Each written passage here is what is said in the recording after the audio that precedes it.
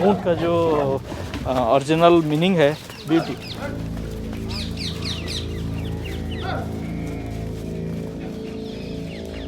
एक camel tractor load of materials it can transport.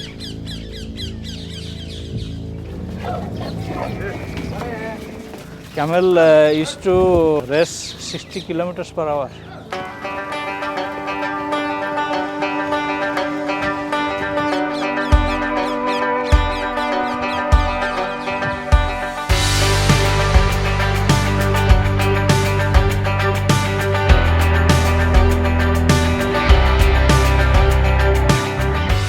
जो आज तक नहीं देखा वो नजर आएगा।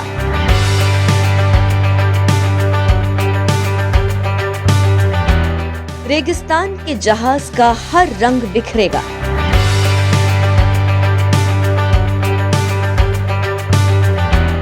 गाय की तरह दूध निकलवाती ऊँटनी मिलेगी। एक नहीं 4-4 नस्ल की फैमिली दिखेगी। कहीं मीटिंग, कहीं चैटिंग, कहीं रेसिंग होगी।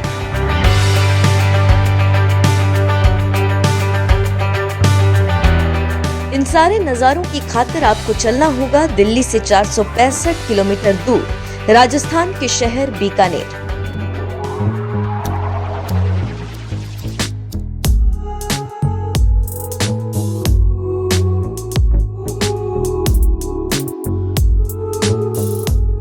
और वैसे भी बीकानेर के लिए ये कहावत मशहूर है, ऊंट, मिठाई, स्त्री, सोनो गहनो, शाह, 5 चीज पिरथी सिरे, वाह बिकाना वाह।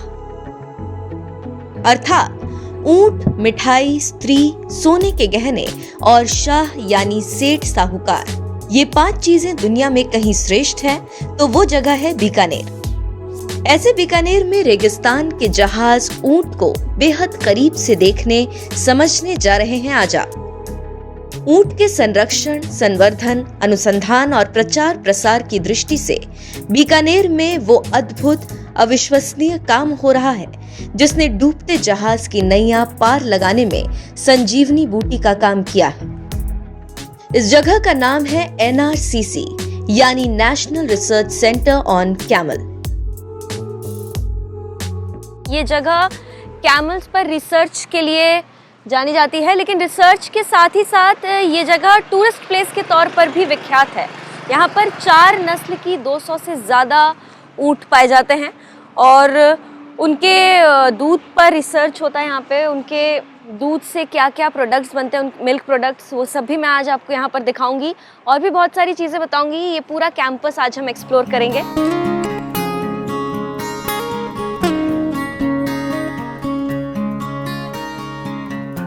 राष्ट्रीय उष्ट्र अनुसंधान केंद्र के अंदर देखने दिखाने का सिलसिला शुरू करने से पहले विंघुमक्कड़ की टीम उस शख्स से मिलने पहुंची जिनके हाथ में NRCC की कमान है।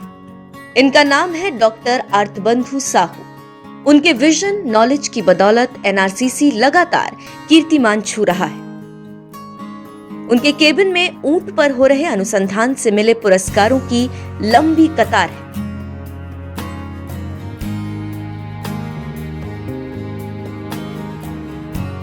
डॉक्टर साहू की बात आपको आगे सुनाएंगे। विंघुमक्कड़ को डॉक्टर साहू ने 900 हेक्टेयर में फैले कैमल सेंटर का एक प्रगतिशील हिस्सा दिखाया। लेकिन सबसे पहले उष्ट्र अनुसंधान केंद्र का इतिहास जानना जरूरी, जिसकी जानकारी हमें दी डॉक्टर राजेश कुमार सवाल ने। 1984 के अंदर ये एक जो केंद्र था ऊँटों का, ये स्टेट गवर्नमेंट से लिया गया और उसके बाद इसके ऊपर इसमें जो है अनुसंधान का एक इसको रूप दिया गया, अनुसंधान केंद्र का। और तब से लेकर अब तक जो है हमने कई विषयों पे, ऊँट के कई पहलुओं पे हमने काम किया। उष्ट्र अनुसंधान केंद्र ये इन 4-5 नस्लों के ऊपर काम करता है, विशेषकर उनकी जो है जर्मप्लाज्म के ऊपर जो है, ताकि जो है हम इन सभी नस्लों के बारे में जान सकें, उनकी क्या खूबी हैं उनको जान सकें और क्या उनमें समस्याएं आ रही हैं फील्ड लेवल पे। अपने अनुसंधान केंद्र में तो हम क्या करते हैं कि उन जो भी समस्याएं होती हैं उनका निवारण करने के लिए हम अपने यहाँ जो है एक्सपेरिमेंट करते हैं या अपने यहाँ प्रयोग करते हैं और उन प्रयोगों के माध्यम से जो है हम किसानों की जो समस्याएं हैं उनको जो है हम एक मूल रूप देते हैं कि ये कारण किस वजह से हुआ और कैसे अपन उसको निजात पा सकते हैं, और फिर वापस जाकर हम किसानों के साथ फिर वापस इंटरेक्ट करते हैं ताकि उनके जो जवाब हैं उनको बताया जा सके।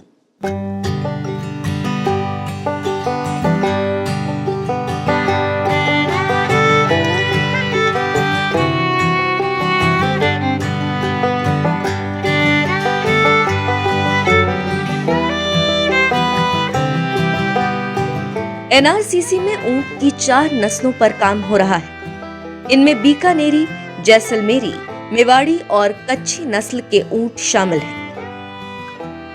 इन सभी ऊंटों को लेकर और ज्यादा जानने की उत्सुकता मन में थी, इसीलिए हमने सबसे पहले डॉक्टर साहू के साथ उस बाड़े का रुख किया जहां रोज सुबह ऊंटनी का दूध निकाला जाता है। इस जगह को कैमल डेयरी नाम दिया गया है। ऊंटनी के दूध निकालने का तरीका गाय से थोड़ा अलग है। ऊंचाई ज्यादा होने की वजह से ऊंटनी का दूध दूहने में मुश्किलें आती हैं।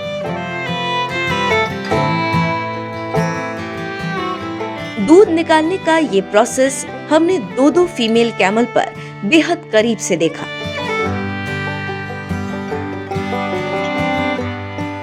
यहाँ पे अभी जिस एरिया में मैं हूँ यहाँ पर मिल्किंग प्रोसेस चल रहा है, दूध निकाला जा रहा है। सर ये क्या प्रोसेस, थोड़ा सा एक्सप्लेन करिए। खड़े होके ये दूध निकाल रहे हैं यहाँ पे ऊँट। इसमें जो हम लोग मिल्किंग के लिए कुछ चीज़ें जो है फॉलो करते हैं, उसमें सबसे पहले जानवर को रिस्ट्रेन करते हैं, जो भी मिल्किंग फीमेल है। उसके बाद काफ आता है। काफ के लेट डाउन के लिए काफ की मतलब ज़रूरत करती है। सकलिंग रिस्पॉन्स तभी होती है जब काफ मदर को सकल शुरू करता है। एक बार जब अडर इनग्रोज हो जाती है टीट्स और तो हम पता चल जाती है कि लेट डाउन हो गई है। उसके बाद काफ को सेपरेट करके अडर को वॉश करते हैं और उसके बाद उसको पोंछते हैं। उसके बाद साफ पानी से उसके बाद मिल्किंग स्टार्ट करते हैं। और मिल्किंग जो है इसकी जो दूसरे स्पीसीज से यूनिक है क्योंकि इसमें स्टैंडिंग पोजीशन में हम मिल्किंग करते हैं। हाँ राइट। बाकी जैसे काऊ और अदर एनिमल्स में तो मिल्किंग वैसे बैठ के कर सकते हैं, लेकिन इसमें नहीं। इसमें बच्चे की जरूरत पड़ती है लेट डाउन के लिए और साथ में स्टैंडिंग पोजीशन में मिल्किंग होती है। और बाकी सारा चीज़ मतलब जानवर मतलब काफ़ी डेयरी टेम्परामेंट इसमें भी होता है। हमने स्टडी भी किया है। ऑलमोस्ट 70% एनिमल है जो कि ईजिली मिल्क निकालने देता है, कोई दिक्कत नहीं होती है।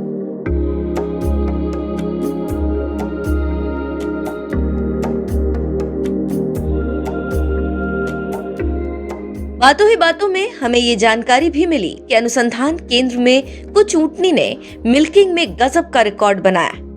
किस नस्ल के कैमल का क्या मिल्क रिकॉर्ड रहा है, ये बात यहाँ लगे चार्ट में भी देखी जा सकती है।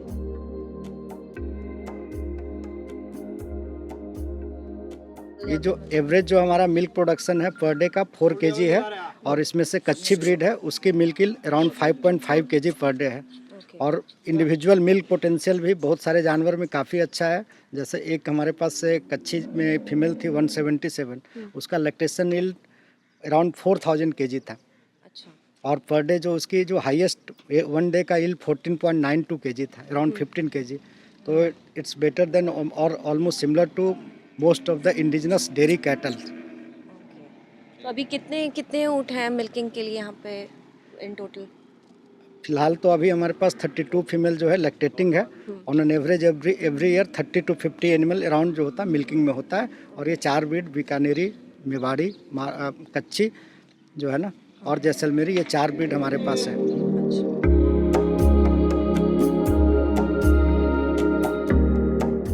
जो दूध कैमल ने दिया कुछ ही मिनटों में वो हमारे सामने ग्लास में भरकर पहुंच चुका था, जिसे डॉक्टर साहू ने हमसे टेस्ट करने को कहा। फैट कम है क्योंकि इसका जो होमोजेनस मिक्सचर है। आप लोग कोई सपोज रॉ मिल्क टेस्ट करना चाहें तो कर सकते हैं। मैं करूँगा। आप सोच रहे होंगे कि आखिर आम आदमी कैमल मिल्क क्यों पिए, तो उसके पीछे है मिल्क के साथ साथ मेडिसिनल वैल्यू, जो कई बीमारियों में फायदेमंद होता है। फिर चाहे ऑटिज्म, टीबी या फिर कोरोना ही क्यों ना हो, ऊंटनी का दूध दवा के रूप में मानव शरीर के लिए लाभदायक है। धीरे धीरे इसका एक अच्छा रूप उठ के मिल के आने लगा कि इस दूध का मधुमेह के लिए इस्तेमाल किया जा सकता है। तो चूँकि अच्छे परिणाम थे तो धीरे धीरे दूध का प्रयोग होने लगा और भी कई जगह पे जो है जैसे जैसे लोगों को पता लगने लगा तो ऊँटनी के दूध का इस्तेमाल होने लगा और थोड़ा सा लोगों को लगने लगा कि इस प्रजाति का कुछ फ़ायदा हो सकता है। फिर हमने और जो है एक्सपेरिमेंट इसके ऊपर किए। हमने देखा कि जो टीबी के मरीज़ हैं उन पे जो है बहुत अच्छे परिणाम मिले। तो क्योंकि उनमें सब में ज़्यादातर क्या होता है कि जब टीबी जैसी समस्या आती है तो हमारी इम्यूनिटी बहुत डाउन हो जाती है। तो ऐसे में क्या है कि जो दूध का एक और विशेष गुण है, इसके अंदर इम्यूनोग्लोबुलिन्स होते हैं, तो उसके कारण जो है इसका एक फ़ायदा उठाया जा सकता है। तो इसमें टीबी के अंदर बहुत अच्छे परिणाम मिले। फिर हमने इसका जो है जो मंदबुद्धि के बच्चे हैं उनमें इसके बहुत अच्छे परिणाम मिले और इस पे ऑटिज़म में तो लगभग हमने पिछले करीब 8 साल से इसके ऊपर काम चल रहा था। कोरोना में भी इसका बहुत अच्छा प्रभाव देखने को मिला क्योंकि अक्सर जो है कोरोना के अंदर जो है लोगों के फेफड़े काम करने कम हो गए थे। तो ऐसे में क्या है कि इम्यूनिटी भी लोग बहुत डाउन हो गई, कम हो गई। उस इम्यूनिटी को चेक करने के लिए या इम्यूनिटी को बनाए रखने के लिए ऊँटनी का जो दूध है वो बहुत ही कारगर है।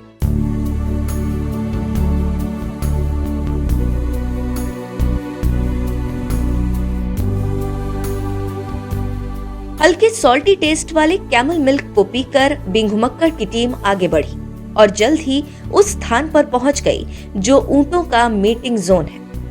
दिसंबर और जनवरी का महीना ऊंटों की मेटिंग के लिए परफेक्ट है। इस सीजन में मेल कैमल के मुंह से झाग निकलता है। ये झाग इस बात का संकेत है कि उसकी उत्तेजना बढ़ रही है, वो मेटिंग के लिए तैयार है।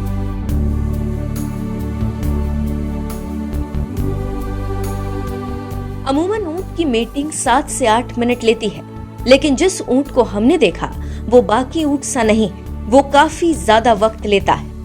नर ऊंट 6 से 7 साल में प्रजनन करने के लिए तैयार हो जाते हैं, जबकि मादा ऊंट प्रजनन के लिए लगभग 4 साल में तैयार होती है और गर्भकाल 13 महीने का होता है।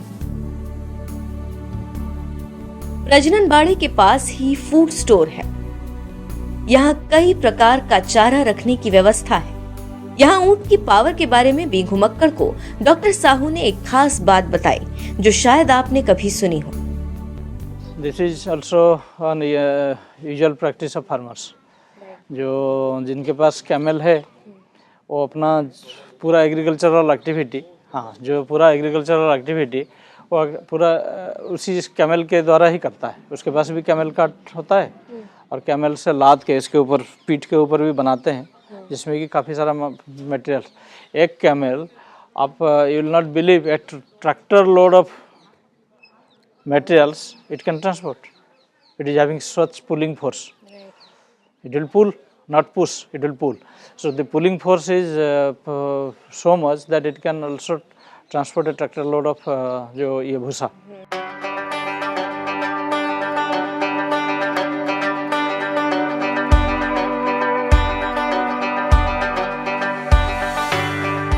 ऊंट पर वॉक द टॉक सेशन चल ही रहा था, तभी अचानक ऊंट एक कतार में दौड़ते नजर आए। पता चला ये फीमेल ऊंट है जो ग्रेजिंग के लिए जा रही हैं। ये इनका हर रोज का नियम है। अभी ये जा रहे हैं। हमारा 3 बजे ये फ्लॉक ग्रेजिंग करके वापस आता है। अच्छा, ये ग्रेजिंग के लिए जा रहे हैं? ग्रेजिंग के लिए जा रहे हैं। तो इसका रूट जो है उधर से है। अच्छा, उस तरफ। हाँ, इधर से हमारा एक कैंपस नियरली 950 हेक्टेयर्स है।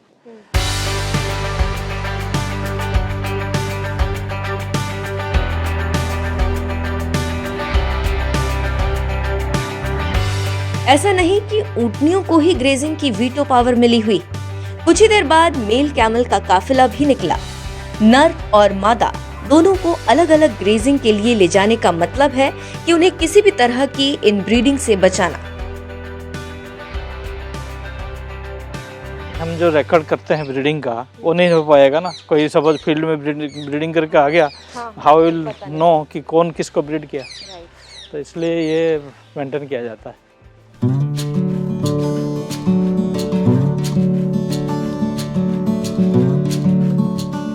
संवर्धन संरक्षण के साथ साथ नेशनल कैमल सेंटर का मकसद किसानों को ऊंट के माध्यम से स्वावलंबी बनाना भी है। जो किसान कुछ साल पहले तक ऊंट का दूध नहीं बेचा करते थे, अब संस्थान के जागरूकता मिशन के चलते वो किसान ऊंट मिल्क की खातिर भी पालने लगे। Camel is a means people those particularly Raika family and Revadi family, they are of the view that camel is the gift of Lord Shiva. ऊंट मीन्स उसका जो ओरिजिनल मीनिंग है beauty, so this is the beauty creation of Lord Shiva and it is gifted to this Raika family for their survival. तो इसलिए Raika family का जो thinking है, हम इनका दूध बेचेंगे नहीं। अच्छा, क्योंकि बहुत सेक्रेड। हाँ, सेक्रेड है, तो ये ओनली फॉर हमारा न्यूट्रिशन के लिए है और इसको हम सपोज किसी को देना है जिसको नीड है, हम उसको दे दें। We should not sell. तो ये सेल वाला कंसेप्ट भी ज़्यादा नहीं, इंडिया में अभी 10 साल में लोग थोड़ा थोड़ा सोच रहे हैं सेल करने के लिए।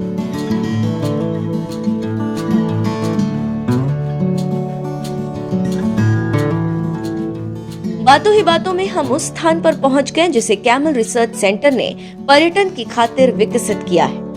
इस स्थान पर शॉर्ट और लॉन्ग कैमल राइड करवाई जाती है।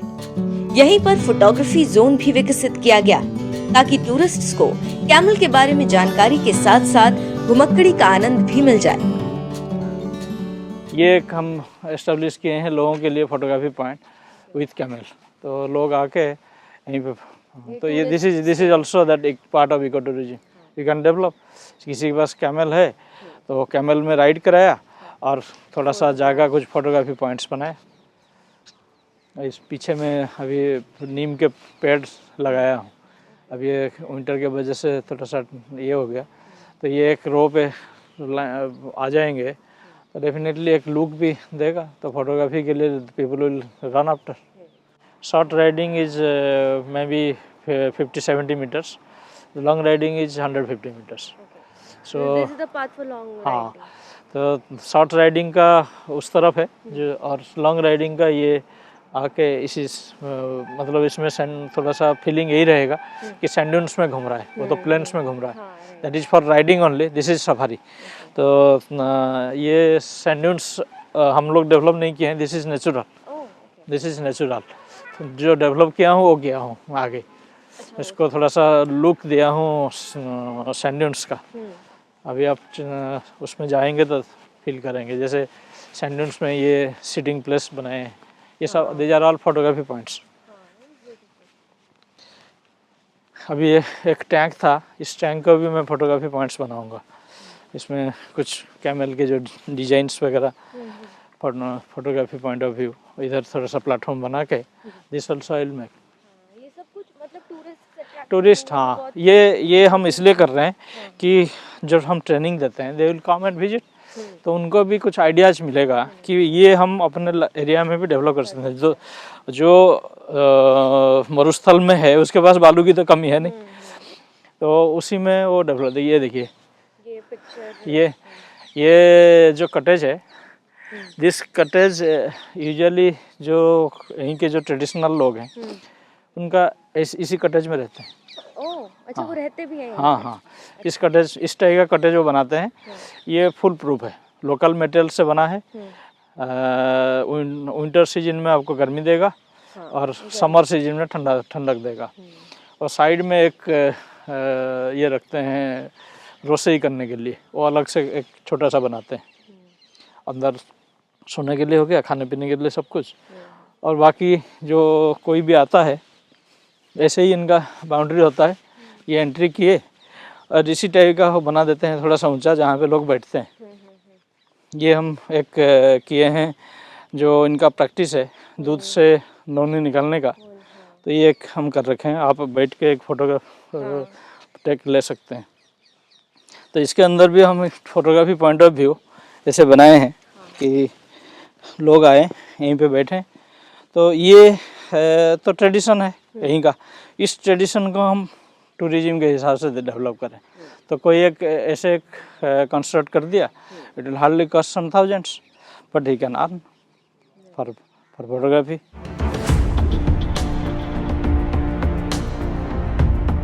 बात फोटोग्राफी, टूरिज्म और कैमल राइड की हो रही थी तो टीम बिंग घुमक्कड़ ने हर चीज पर हाथ आजमाया, जमकर फोटोग्राफी की,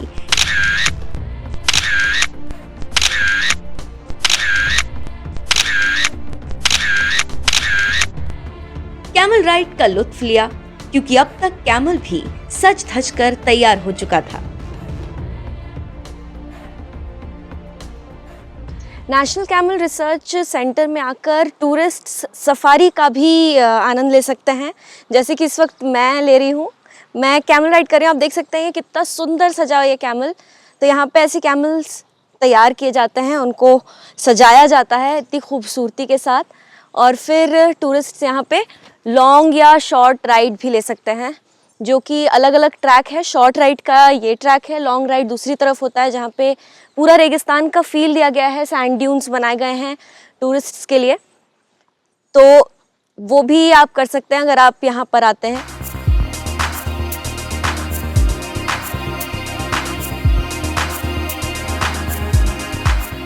नेशनल कैमल सेंटर में साल में करीब 75% विदेशी टूरिस्ट आते हैं, जबकि 25% टूरिस्ट देश के अलग अलग राज्यों से यहाँ पहुँचते हैं।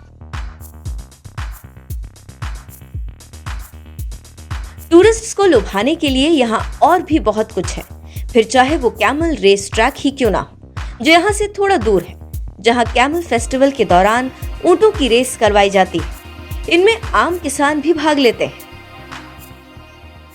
ये देखिए ट्रक दिख रहा है, हम ओरिजिनल उसी जगह पे चलेंगे। ये वहाँ तक है, नियरली 900 मीटर्स है लॉन्गिट्यूडनल।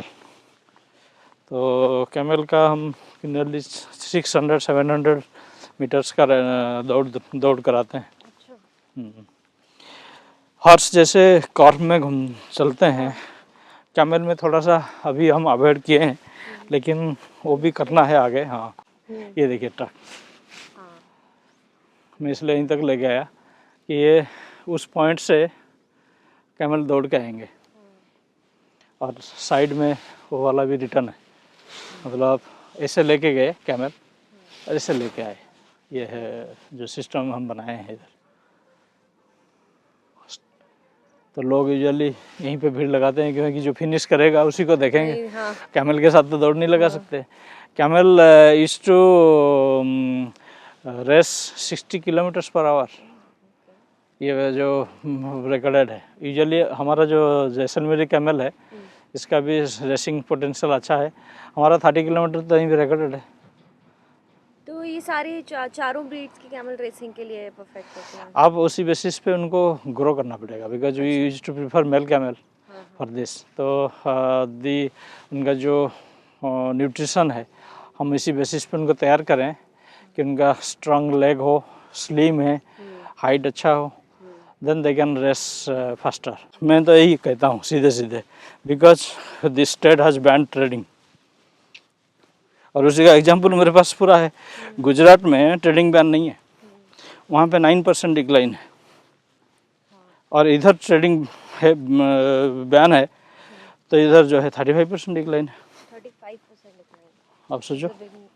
हाँ, तो ये चीज़ें जो है सीधा दिख रहा है। Both the states are for arid climate, camel तो एरिड क्लाइमेट में है, और एक स्टेट में डिक्लाइन 9%, एक में 35%। क्यों?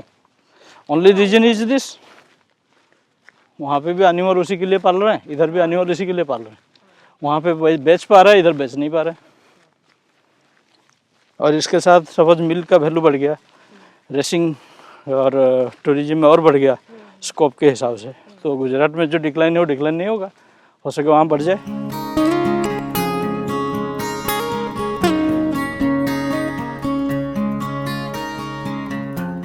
एनआरसीसी ट्रेड तो नहीं कर सकता, लेकिन जो कर सकता है उनमें एक स्थान है dairy technology and processing unit milk. Doctor Sahu के साथ बिंग घुमक्कड़ ने इस यूनिट को भी एक्सप्लोर किया। यहाँ कैमल मिल्क से कई तरह के उत्पाद बनाए जाते हैं। इनमें फ्लेवर्ड दूध, लस्सी, कुल्फी, पेड़ा आदि शामिल है। जो पर्यटक यहाँ आते हैं वो इनका स्वाद जरूर लेते हैं। तो ये दूध यहीं पे आ जाएगा, देन यहीं से हमारा टेस्टिंग फेस्टिंग होके ये प्रोडक्ट्स बना रहे हैं। तो ये हमारा इनिशियल प्रोसेसिंग का ये 2 लाभ और हाँ प्रोडक्ट्स, हाँ ये हमारा पैकिंग यूनिट है। पास्चराइज करें या मिल्क और फ्रेश मिल्क को भी यहीं पे पैकिंग कर दिया गया और ये इसमें सब प्रोडक्ट्स रखे गए हैं। अच्छा, ये आइसक्रीम, हाँ ये सब जो है हम वहाँ पे जो होगा तो दिखाएंगे। इसमें डिफरेंट टाइप के दूध भी जो बनाए गए, हल्दी वाला दूध, अच्छा, ये कुछ राबड़ी मतलब इसमें फर्मेंटेड मिल्क, जो मिलेट है, मिलेट मिला के फर्मेंटेड मिल्क भी बनाए हैं।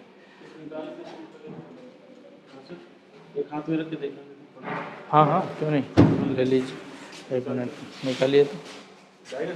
हाँ तो ये हल्दी वाला दूध हम एक बनाए हैं पर्टिकुलरली वही इम्यूनिटी एनहांसर के लिए। कैमल मिल्क तो एनहांस करता ही है, हल्दी मिलाने से और एनहांस हो जाता है। जो अभी कोरोना की पीरियड में ये डेवलप किया गया था, 1 साल हो गया इसको हमें बनाए हुए।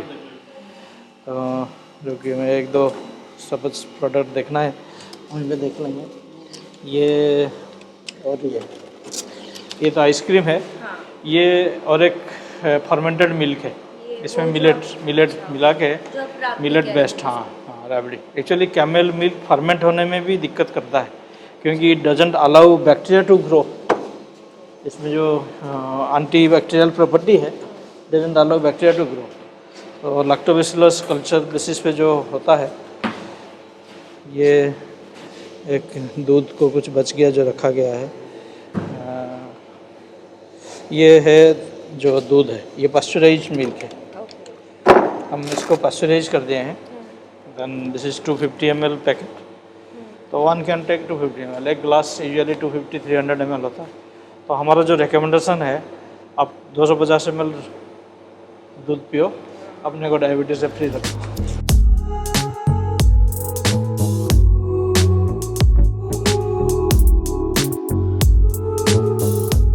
इसी जगह पर कैमल मिल्क में रिसर्च की जाती है। दूध में component, fat, protein, electrodes, minerals इत्यादि की जांच होती है। मिल्क स्टेशन के पास 3 टायर सिस्टम डेवलप किया गया है। साथ ही एक हर्बल गार्डन, 15 मेडिसिनल प्लांट का जोन भी रेडी है, जिनका इस्तेमाल कैमल पर अनुसंधान के लिए किया जाता है।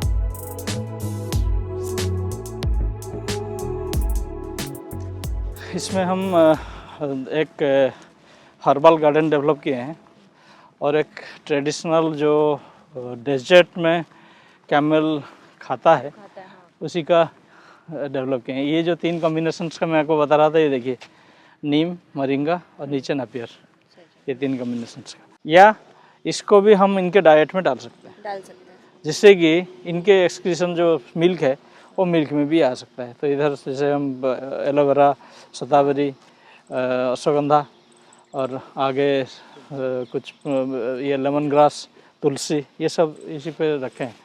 करीब हमारे पास 8 प्रेजेंट 15 मेडिसिनल प्लांट्स वैरायटी है।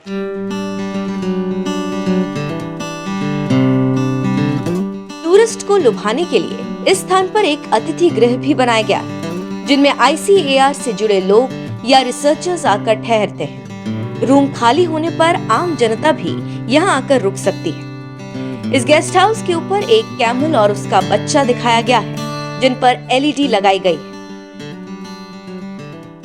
लाइट भी इसी बेसिस पे किया गया है। आपको दूर से दिखेगा कि कैमल बच्चा जो है दूध पी रही है।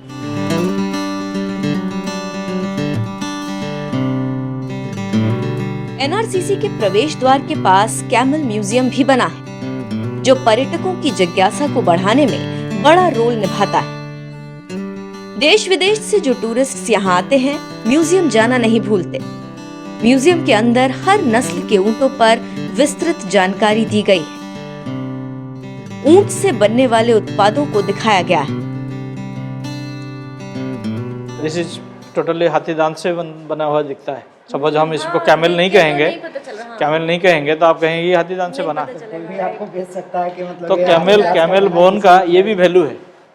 ये तो मिलता नहीं से बाहर। ना मिलता नहीं है, यही तो मैं बात कर रहा हूँ कि ये भी एक एरिया है। बड़े बड़े सोवेनियर शॉप में मिलेंगे। सोवेनियर, हाँ, आप ये देखो मतलब एक एक जो है ना पीस बनाया है, पीसेज है वो एक एक करके इसको बनाया है, तभी जाके गोल का शेप, फिर उसको पॉलिश किया है, गोल का शेप लेके आया है। और ये जस्ट एक तो शो पीस है, बाकी राजा के टाइम इसके अंदर जो है अपना कुछ रखते थे, ये इसीलिए बनाया है। बाकी ये देखिए कैमल का जो लेदर से है। अच्छा, ये लेदर है। हाँ, ये लेदर पे बना हुआ है, लेदर का डिजाइनिंग है। ये भी कंटेनर जो है लेदर का है। अच्छा, कैमल का जो लेदर है, इसकी जो विशेषता स्किन है ना खास करके कि इसकी हाँ, इसी में डिजाइनिंग की गई ये है। उसका आर्ट है ना, मतलब ये गोल्ड का वो होता है, मतलब गोल्ड प्लेटेड, मतलब ऐसी होती है ये डिजाइन। यहाँ मतलब बहुत फेमस है इसके कारीगर। ये सब कैमल कपड़े से ट्रेडिशनली लोग जो है इसी में अनाज रखते थे। ये चाय का भी इस तरह का बना है। और हाँ, ये घी रखते थे इसमें, ये भी घी का है जो स्टोर करते थे। और ये दरी है नीचे कैमल हेयर से, एक हाँ, एक ऊन हो गया, एक हेयर पार्ट को भी हाँ हैवी है। ये ड्यूरेबिलिटी भी अच्छा है। अभी भी गांव में यहीं बीकानेर में हम गए हैं उनके घर, वो नीचे दरी डाल के सबके घर में ये दरी मिलेगा। और वो अपना करता होगा काफी। हाँ, ये आपको एक तो बालू के जगह ये हो गया आपका, तो आप उसी के ऊपर बैठे। ये उसका स्किन है और ये कैमल हेयर से ये सब रस्सी वगैरह सब बनी है।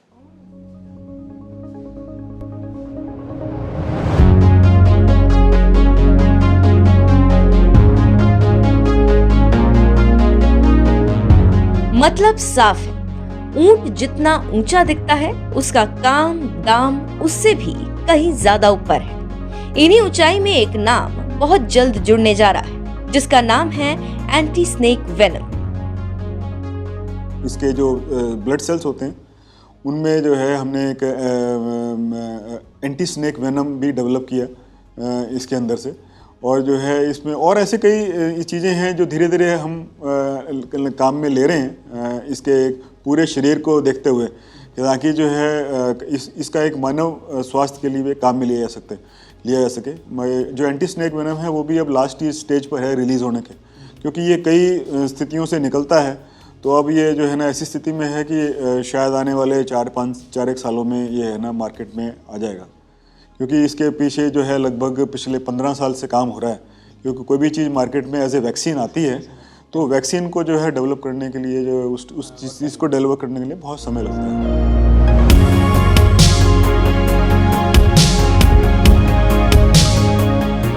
तो ये एनआरसीसी की घुमक्कड़ी थी जो आज तक की यात्रा में सबसे अलग, सबसे हट कर रही।